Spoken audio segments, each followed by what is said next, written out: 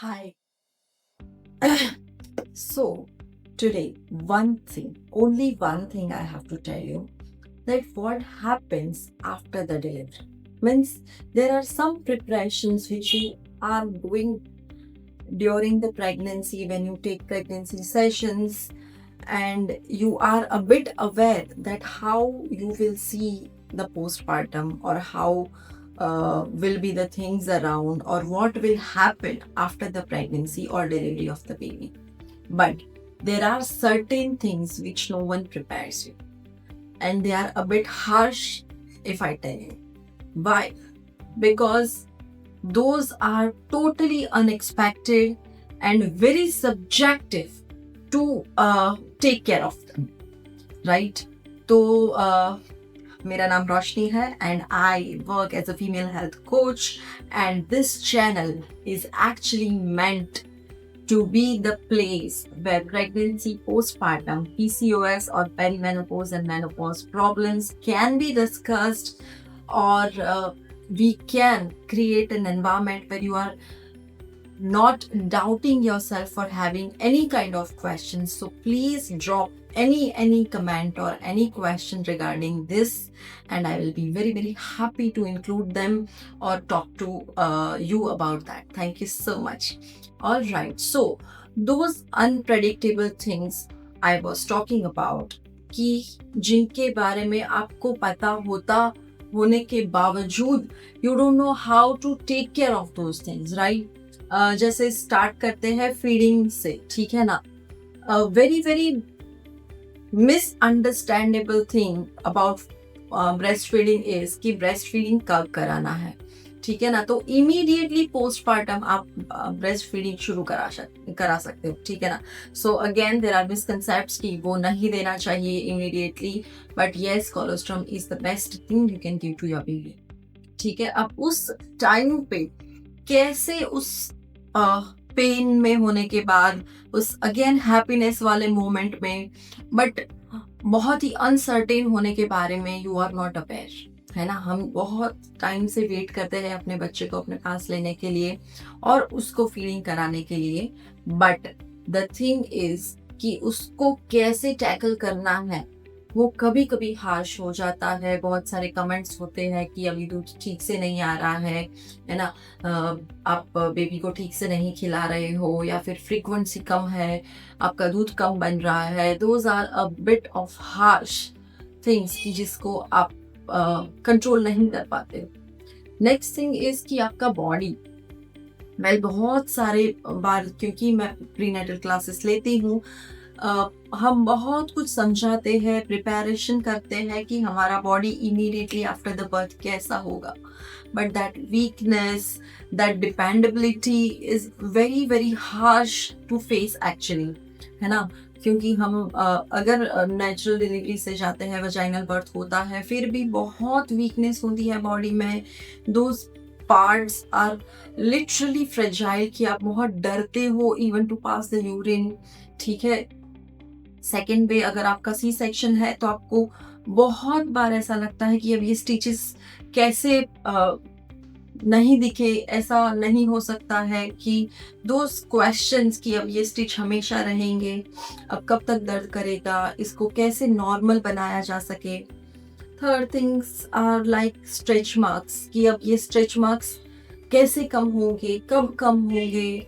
Physical appearance में बहुत सारी चीज़ें हैं, जैसे ब्रेस्ट का सैगी हो जाना, उसमें पेन होना, निपल सोर हो जाना, ये सारी चीज़ें फिजिकल है। इमोशनली आप बहुत बड़े टर्बुलेंस में होते हो, नोइंगली कि आप ड्रास्टिक हार्मोनल चेंजेस में जाओगे। You don't know how you will react on any certain situation और इवन अनसर्टेन सिचुएशन। कि बच्चा रोता है तब कभी मॉम्स भी रोने लगती है, उनको नहीं पता है क्या करना है, राइट? नेक्स्ट होता है कि आपको बहुत फीट में पेन कर रहा है, आप नहीं चल पा रहे हो, बैक इतनी पेन कर रही है। तो ये सारी चीज़ें होती है, जानने के बावजूद जब इसको हमें देखना होता है, हमें फेस करना होता है, तो they are not easy to accept, ठीक है? कंप्लीटली डिपेंडेंट होना after the delivery is like कि आप पैरालाइज हो चुके हो, आपका नीचे का बॉडी इतना सपोर्टिव नहीं कर रहा है, ठीक है, आप अपने आप को ही गैदर नहीं कर पा रहे हो, आप बच्चे को कैसे हैंडल करोगे, and there comes the biggest doubt of life कि am I going to be a good mother और not.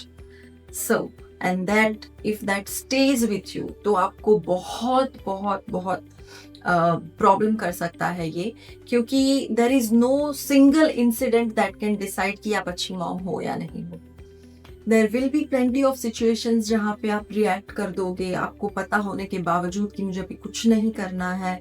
You will start throwing tantrums, और you will start questioning yourself, और you will start questioning the healing process. You will see कि इतना time क्यों लग रहा है मुझे ठीक होने में. You will start comparing, you will start, confidence आपका कम होने के बाद आप सेल्फ एस्टीम आपका कम हो जाता है कि करियर के बारे में तो सोचना ही इम्पॉसिबल लगता है. Those who are working women, उनको लगता है कि अब कैसे होगा जब वापस होना होगा काम, या फिर काम शुरू होगा भी या नहीं.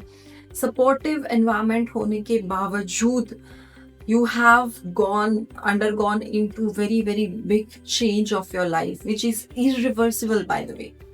अब ऐसा नहीं होगा कि you will be having the previous days जब आप कहीं पे भी कभी भी जाने वाले हो, या फिर कहीं पे भी कितना भी देर रुक जाने वाले हो.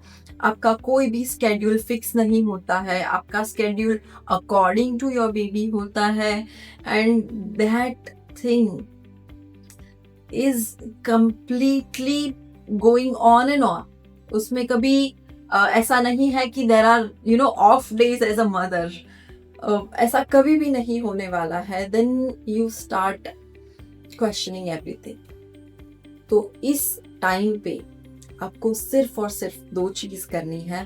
प्लीज प्लीज प्लीज इसको बहुत ध्यान से सुनिए, और ट्राई करिए कि आप ये प्रैक्टिस प्रीनेटल टाइम से ही कर पाए, कि आप सिर्फ आपका breathing, take a pause and start taking breaths. ठीक है, वो बहुत डिफिकल्ट है, I understand this, but with practice I think you can do this. So आपको ये करना है कि आप कुछ मत करो, सिर्फ breathe in and exhale out. And second thing is take a glass of water. I mean it. This is very very simplest thing जो आप कर सकते हो, कि whenever you start doubting, you start questioning, you start troubling yourself, कुछ भी क्यों ना हो जाए, बस एक ग्लास पानी पीने से वो मोमेंट पास हो जाएगा.